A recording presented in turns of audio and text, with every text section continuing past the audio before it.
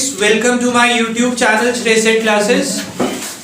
हमने एक chapter start किया हुआ है जिसको कल स्टार्ट कर रहे थे, लेकिन कुछ दूसरे इश्यू स्टार्ट हो गए, बट आज हम उस चैप्टर को कंटिन्यू करेंगे, that is the banking. Banking में हमने सेंट्रल बैंक के फंक्शन स्टार्ट किए हुए थे। एक बार ये फंक्शन, लास्ट फंक्शन मैंने आपको पढ़ाना है और चैप्टर हमारा एंड अप हो जाएगा, और उसके बाद एक डिफरेंस बिटवीन कमर्शियल बैंक और सेंट्रल बैंक। आज हमने यही टॉपिक कवर करना है, बट ये कराने से पहले एक बार एक क्विक रिवीजन हो जाए। इस चैप्टर में हमने पढ़ा क्या था।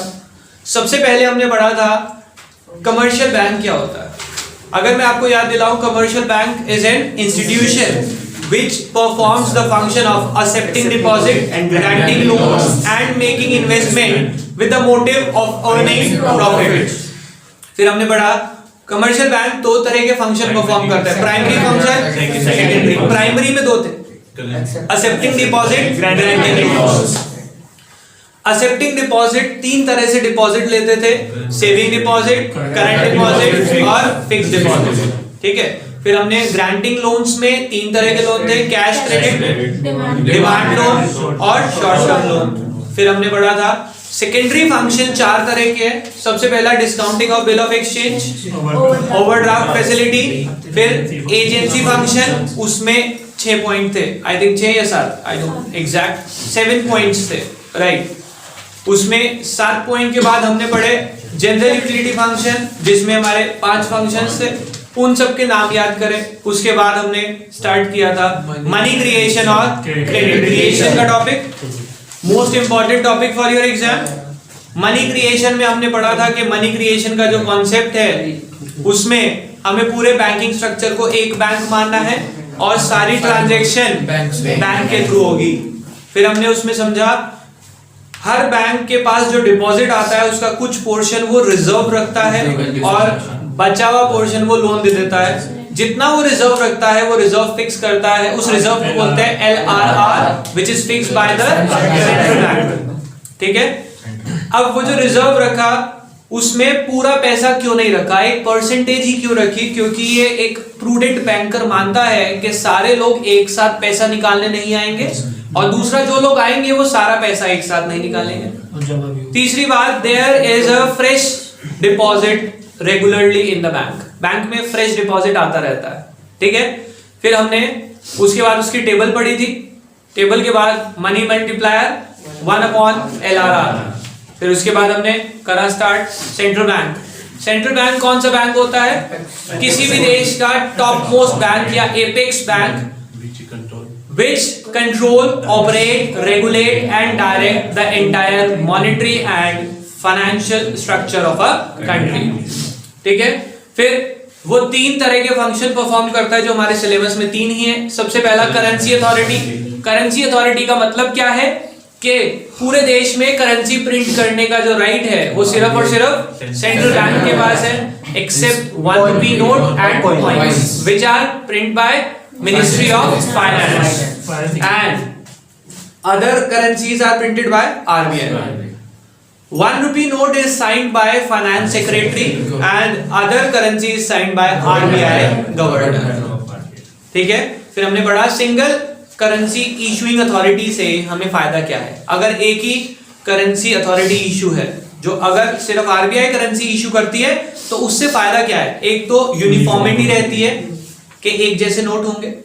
दूसरा, मनी की सप्लाई को कंट्रोल कर सकता है सेंट्रल बैंक, क्योंकि अकेली अथॉरिटी है प्रिंट करने वाली। दूसरा, गवर्नमेंट ने अगर कंट्रोल करना है तो वो किसे कंट्रोल करेगी, सिर्फ और सिर्फ RBI को। फोर्थ हमने पढ़ा था, इससे हमारे देश की करेंसी की मनी की इंटरनल और एक्सटर्नल वैल्यू स्टेबल रहती है और लोगों का करेंसी सिस्टम पे फेथ बना रहता है। ये 5 फायदे थे सिंगल अथॉरिटी के।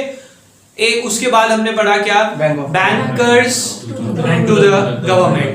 एज अ गवर्नमेंट बैंकर ये तीन काम करता है, as a banker, as a supervisor, as an agent.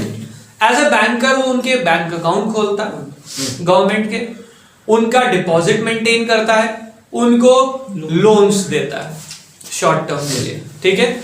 As an agent वो गवर्नमेंट के पब्लिक डेब्ट्स को मैनेज करता है कि गवर्नमेंट ने पब्लिक से कितना लोन लिया है, वो कितना पे करना है। ठीक है। एज ए एडवाइजर वो गवर्नमेंट को एडवाइस देता है टाइम टू टाइम, किस चीज के लिए, वो एडवाइस देता है इकोनॉमिक सोशल पॉलिटिकल मैटर्स को कैसे मैनेज करना है। आरबीआई इसकी गाइडलाइंस भी देता है गवर्नमेंट को। क्लियर। लास्ट जो आज करना है, बैंकर्स बैंक एंड सुपरवाइजर। ध्यान से समझेंगे। एक बैंकर्स बैंक, किसी भी बैंक को अगर दिक्कत है, like PNB, SBI, HDFC, ICICI, अगर किसी भी बैंक को कोई भी प्रॉब्लम है, कोई भी कमर्शियल बैंक प्रॉब्लम में है, तो वो किसके पास जाएगा? सेंट्रल बैंक के पास, क्योंकि central bank is the bankers bank. Her bank का बैंक सेंट्रल बैंक, ठीक है। वो जो सेंट्रल बैंक है वो कमर्शियल बैंक के लिए 3 तरह के फंक्शन परफॉर्म करता है। जैसा एक कमर्शियल बैंक पब्लिक के साथ रिलेशन रखता है, वैसे ही सेंट्रल बैंक कमर्शियल बैंक के साथ रिलेशन रखता है। समझ आ गई बात? एक बार पढ़ते हैं, देखो। There are number of commercial bank in the country. कह रहे बहुत सारे कमर्शियल बैंक हैं देश में। There should be some agency to regulate and supervise their proper functioning. कह रहे एक ऐसी अथॉरिटी होनी चाहिए जो सारे बैंक की फंक्शनिंग को रेगुलेट करे। और हमारे देश का top most bank, being the apex bank, central bank act as a banker to other bank. कह रहे क्योंकि बहुत सारे बैंक है तो उनको चलाने के लिए एक बैंक चाहिए। वो बैंक कौन सा बैंक होगा? वो होगा सेंट्रल बैंक, क्योंकि सेंट्रल बैंक हमारे देश की टॉप मोस्ट बैंक में आता है। तो इसीलिए हमने सारी पावर किसको दे दी? सेंट्रल बैंक को दी कि सारे बैंकों को चलाने की जिम्मेदारी आपकी। क्लियर हो गई बात? आगे बढ़ते हैं। As a bankers bank, central bank perform functions in 3 capacity. कह रहे 3 फंक्शन परफॉर्म करता है वो as a bankers bank. Number 1, custodian of cash reserve. बेटा कस्टोडियन का मतलब समझते हैं? कस्टडी का मतलब किसी की हिरासत में होना, किसी को कस्टडी देना अपनी। तो कह रहे हैं हर कमर्शियल बैंक, हमें पता है कमर्शियल बैंक को कुछ पैसा रिजर्व में रखना होता है। अभी पढ़ा जिसको एलआरआर बोल रहे थे आप, लीगल रिजर्व रेशियो। वो अपना रिजर्व किसके पास रखता है? सेंट्रल बैंक के पास रखता है। किसके पास रखता है? सेंट्रल बैंक के पास रखता है। तो हर बैंक का रिजर्व की कस्टडी किसके पास रहती है? सेंट्रल बैंक के पास। इसलिए हेडिंग है custodian of cash reserve. Heading समझ आई सबको? पढ़ते हैं एक बार क्या लिखा है। Commercial bank are required to keep certain portion of their deposit known as cash reserve ratio with the central bank. कह रहे हर कमर्शियल बैंक को अपने डिपॉजिट का कुछ percentage of ratio central bank के पास रखना पड़ता है। In this way central bank act as a custodian of cash reserve of commercial bank. समझ आ गई बात? Second point, lender of last resort. Lender मतलब जो लोन देता है, लास्ट रिजॉर्ट का मतलब ऑप्शन। किसी भी बैंक के पास अगर पैसों की शॉर्टेज हो तो वो पैसे लेने आखिरी में कहां जाएगा? सेंट्रल बैंक के पास। अगर कमर्शियल बैंक के पास फंड्स की शॉर्टेज है तो वो फंड्स अरेंज कहां करेगा? लास्ट में। बिल्कुल लास्ट ऑप्शन किसको देगा? सेंट्रल बैंक को, क्योंकि वो उसका लेंडर ऑफ लास्ट रिजॉर्ट है। पढ़ते हैं, देखो क्या लिखा है। When commercial bank fail to meet their financial requirement from other sources. कह रहे जब कमर्शियल बैंक अपनी फाइनेंशियल रिक्वायरमेंट पूरी नहीं कर पाए, that is in case of financial emergency, they approach the central bank to give loans and advances as a lender of last resort. As a lender of last resort, उन्हें पैसा कौन देता है? Central bank. Full stop. Central bank assist these banks through, कह रहे वो जो loan दे रहा है ना, वो कैसे देगा? Through discounting of approved securities and bills of exchange. जैसे कि हम लोन लेने जाते हैं तो कुछ गिरवी रखते हैं, ऐसे ही एक कमर्शियल बैंक अपने बिल्स ऑफ एक्सचेंज रखेगा या कुछ सिक्योरिटी गिरवी रखेगा, तब सेंट्रल बैंक उसे पैसा देगा। ऐसे ही वो पैसे नहीं देगा। Is it okay? तो हमने 2 फंक्शन पढ़ लिए। सबसे पहला क्या है?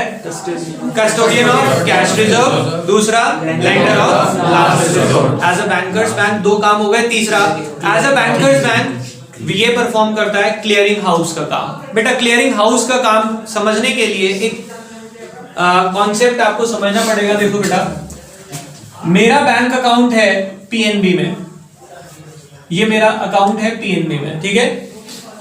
आप सब कभी ना कभी इस चीज को देख चुके होंगे अपनी रियल लाइफ में, या सुना होगा कि पापा कहते हैं कि मैं अपने अकाउंट में चेक जमा कराने जा रहा हूं या चेक लगाने जा रहा हूं, हमने यहां से चेक दिया अपने अकाउंट में क्योंकि मेरा अकाउंट है पीएनबी में, ठीक है। ये चेक मुझे सपोज आप में से ही किसी ने दिया था, स्टूडेंट ने कहा सर पापा कहते कैश नहीं है, आप ये चेक ले लो, पैसे निकाल लेना या पैसे अपने अकाउंट में जमा करा लेना। वो चेक जो आपने मुझे दिया, that cheque belongs to SBI. ये वो जो चेक है, आपका अकाउंट किस बैंक में है? एसबी में, एसबीआई में है, मेरा पीएनबी में। वो चेक मैं कहां जमा कराऊंगा? अपने अकाउंट में। मेरा अकाउंट तो पीएनबी में, मैंने पीएनबी में जाके वो चेक दे दिया। अब ये जो चेक जमा हुआ, इसकी पेमेंट मेरे अकाउंट में क्या सेम डे आ जाती है? नहीं। अगर कोई बच्चा नॉलेज रखता है तो उसे पता होगा सेम डे नहीं आती, इसको आने में 2 दिन लगते हैं। ये मेरे अकाउंट में 2 दिन बाद आएगी पेमेंट। क्यों 2 दिन बाद आएगी? ध्यान से समझेंगे। ये चेक मैंने अपने अकाउंट में जमा कराया, मेरा बैंक मुझे जानता है। जो आपने चेक दिया अब अपने अपने नाम से दे सकते, आपके नाम से आएगा वो चेक। क्या पीएनबी आपको जानता है? नहीं। क्यों नहीं जानता? क्योंकि आपका अकाउंट कहां पे है? एसबीआई में है। अब पीएनबी क्या करता है?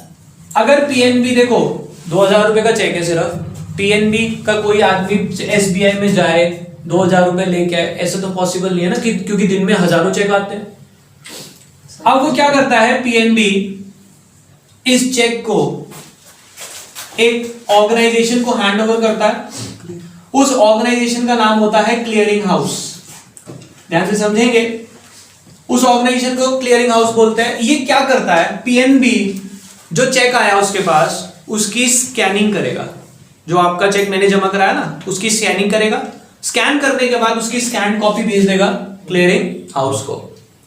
क्लियरिंग हाउस वो स्कैन कॉपी फॉरवर्ड करेगा किसको? एसबीआई को। किसको फॉरवर्ड करेगा? एसबीआई को। एसबीआई देखेगा उस चेक की स्कैन कॉपी और देखेगा कि ये जो पर्सन जिसका चेक आया है, यानी कि आप लोगों, क्या आप एक वैलिड अकाउंट होल्डर हैं? क्या आपके अकाउंट में पैसा है?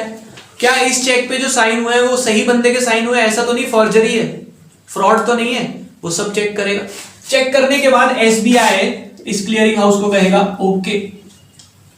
ये क्लियरिंग हाउस पीएनबी को कहेगा ओके।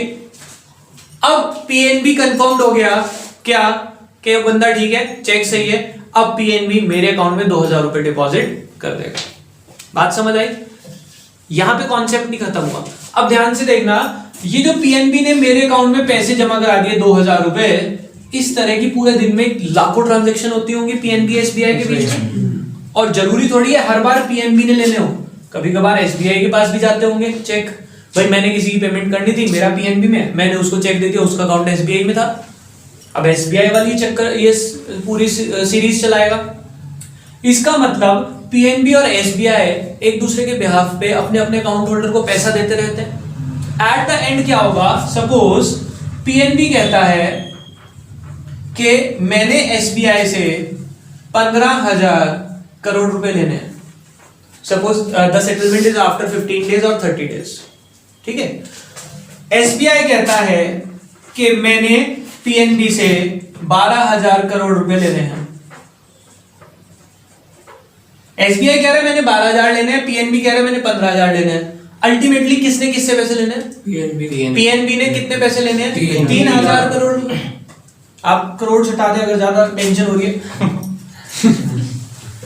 एसबीआई क्या कह रहा है कि मैंने पीएनबी से 12,000 लेने हैं, पीएनबी कह रहा है मैंने इससे 15,000 लेने, यानी कि 3,000 की अल्टीमेटली पीएनबी को पेमेंट रिसीव करनी है।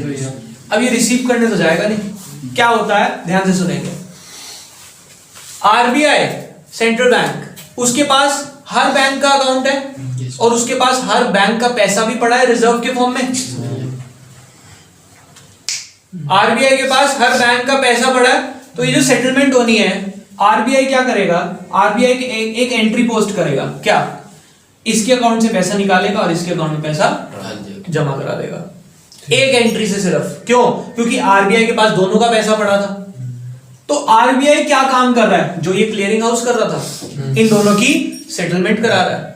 क्यों? सबसे अच्छी एजेंसी क्लियरिंग हाउस आरबीआई को क्यों माना जाता है? क्योंकि आरबीआई के पास दोनों का पैसा पड़ा है, आरबीआई को कोई टेंशन नहीं है, और इन दोनों की आपस की सेटलमेंट हो गई कहीं जाए बिना। समझ आ गई बात? पढ़े देखो क्लियरिंग हाउस का कॉन्सेप्ट क्या है। As the central bank holds the cash reserve of all commercial banks, it become easier and more convenient for it to act as a their clearing house। समझ आ गई बात? क्योंकि इसके पास सबका पैसा है तो ये क्लियरिंग हाउस का काम बहुत अच्छे से कर सकता है। Full stop। All commercial bank have their account with the central bank, therefore the central bank can easily settle the claim of various commercial bank against each other. इसी तरह वो हर कमर्शियल बैंक का सेटलमेंट इजीली करा सकता है by making debit and credit entry in their account. एक के account में डेबिट करेगा, दूसरे में क्रेडिट कर देगा, बात खत्म हो जाएगी। ना तो किसी को कहीं जाना है बेटा कमीशन कैसे लेगा, आप सोचे मैंने क्या कहा, ये कौन है? हिंदी में सारे बैंकों का बाप। तो पिताजी बच्चों से कमीशन नहीं लेते, काम करा देते हैं। समझ आ गई बात? अब ये कह रहा है कि ट्रांसफर में कमीशन ले लेगा, अगर लेगा भी तो सारा पैसा उसका उसके पास ही रखा है, तो वो कहीं पे इंटरेस्ट जमा करा के कमा ही रहा होगा। सारा पैसा किसके पास है? समझ रहे बात को? तो इंटरेस्ट की बात पहली बात तो आती नहीं, फिर भी जो टेक्निकल इश्यूज हैं वो आरबीआई खुद हैंडल करेगा। जब आप डिटेल स्टडी बैंकिंग स्ट्रक्चर में जाएंगे तब आपको ये बात और डिटेल में पता लगेगी। ठीक है, आगे चलते हैं। वैसे कुछ ना कुछ कमीशन या इंटरेस्ट वो जरूर चार्ज करता होगा, क्योंकि यहाँ पे एक छोटी सी बात लिखी है, मैंने आपको पढ़ाई भी थी कि जो कमर्शियल बैंक पब्लिक के साथ करता है वही सेंट्रल बैंक कमर्शियल बैंक के साथ करता है। ठीक है, हमारा कोई भी काम करने के लिए एज एन एजेंट वो हमारे से कमीशन चार्ज करते हैं ना कमर्शियल बैंक, ऐसे ही सेंट्रल बैंक कुछ ना कुछ चार्जेस जरूर करता होगा। ये तो हो गया as a bankers bank.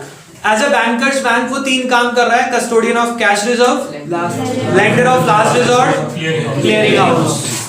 As a supervisor, देखो आपको हेडिंग क्या आती है, bankers bank and supervisor. As a supervisor वो क्या करता है, वो हर कमर्शियल बैंक के लिए रूल्स बनाता होगा और उसे कंट्रोल भी करता होगा। तो पढ़ते हैं, देखो क्या लिखा है, as a supervisor central bank regulate and control the commercial bank। Her commercial bank को रेगुलेट यानी रूल्स भी बनाएगा एंड कंट्रोल भी करेगा। the regulation of bank may be related to, वो कह रहे हैं रूल्स किससे रिलेटेड हो सकते हैं, related to their licensing, branch expansion, liquidity of assets, management, merging, winding up, कि किसी बैंक को कैसे मैनेज करना है, किस बैंक को मर्ज कराना है, किस बैंक को बंद कराना है, सारे डिसीजन कौन लेता है? Central bank. आप देखते हैं अभी रिसेंटली क्या हुआ, काफी सारे बैंक का मर्जर करवाया है, कुछ बैंक्स आपस में मिल गए, वो मर्जर किसने डिसाइड किया था? आरबीआई ने। समझ आ गई बात? और वो ये सब कैसे करता है, वो हर बैंक की पीरियोडिक इंस्पेक्शन कराता है, उनका ऑडिट कराता है, चेकिंग कराता है थ्रू सीएज। सीए को भेजेगा, कहेगा देख क्या इसकी बुक्स ऑफ अकाउंट में कुछ फ्रॉड तो नहीं है, और सीए वो फ्रॉड ढूंढ के जब निकाल देता है तो आरबीआई डिसीजन लेता है कि इस बैंक को उस बैंक के साथ मर्ज करा दो या इसे बंद करा दो। देखो क्या लिखा आगे, the control is exercised by periodic inspection of bank and the returns filed by them. जो रिटर्न उन्होंने फाइल करी है उस बेस पे वो उनका इंस्पेक्शन कराता है और फिर डिसीजन लेता है। क्लियर हो गई बात? जी भैया। ये जो अगला है कंट्रोलर ऑफ मनी सप्लाई, ये पूरा डिलीट हो गया इस बार। नेक्स्ट टॉपिक पे आए, the difference between commercial bank and the central bank, mark it as important. अब कमर्शियल बैंक और सेंट्रल बैंक के बीच में डिफरेंस, बेटा सबसे पहला डिफरेंस तो आप सब जानते हैं, दोनों का मीनिंग अभी रिवाइज कराया था, वो कर लेंगे आप। दूसरा स्टेटस, स्टेटस का मतलब होता है कि कौन सुपीरियर है दोनों में से, बताओ। It is the apex bank and it is just the unit of bank. Commercial bank तो एक उसकी छोटी सी यूनिट है ना, और देखो क्या लिखा है, it is an apex institution, it is merely a unit in the banking structure. Clear हो गई बात? Third point, ownership. बताओ सेंट्रल बैंक का ओनर कौन होता है? गवर्नमेंट। और उसका कमर्शियल बैंक का? सेंट्रल बैंक नहीं, ओनर उसका ओनर गवर्नमेंट भी हो सकती है और उसके ओनर प्राइवेट भी हो सकते हैं। एग्जांपल देख लेना आप कमर्शियल बैंक के, एसबीआई, एचडीएफसी, देखो क्या लिखा है, it is governed by, owned and governed by government, and it is owned and governed by government or the private sector। Objective, central bank का ऑब्जेक्टिव होता है पब्लिक वेलफेयर, वो कभी भी प्रॉफिट नहीं कमाता, और कमर्शियल बैंक का होता है to maximise the profit. Point number 5 बहुत इजी है, आपको हेडिंग पढ़ते ही समझ आ जाएगा। इश्यू ऑफ करेंसी कौन इश्यू कर सकता है? Central bank. कमर्शियल बैंक तो कर नहीं सकता। नेक्स्ट हेडिंग पब्लिक डीलिंग कौन करता है? Commercial. Public dealing commercial bank करता है, सेंट्रल बैंक नहीं कर सकता। Number of banks, central bank कितने होते हैं? Commercial bank. तो आखिरी के 3 पॉइंट में तो सिर्फ हेडिंग है, 3 पॉइंट में हेडिंग। एक आप अगर इसमें ओनरशिप की बात करें वो पॉइंट इजी है। 4 5वां मीनिंग, ठीक है, ज्यादा से ज्यादा 6 नंबर का आता है। 5 पॉइंट आपके हो गए। एक जो आपको अच्छा लगे बीच में से आप कर लेना, स्टेटस कर लेना या एग्जाम्पल लिख देना, कोई प्रॉब्लम नहीं है। सेंट्रल बैंक का एग्जाम्पल है, वहां पे लिखना central bank in case of India is and commercial bank in case of India. Commercial bank in the case of India आप लिखेंगे क्योंकि आप कमर्शियल बैंक्स नहीं लिख सकते, क्योंकि कमर्शियल बैंक तो हर देश में होते हैं ना। इन केस ऑफ इंडिया बताना, क्लियर। और इसी के साथ हमारा ये चैप्टर खत्म होता है, बाकी करेंगे नेक्स्ट क्लास में। अभी के लिए बाय बाय।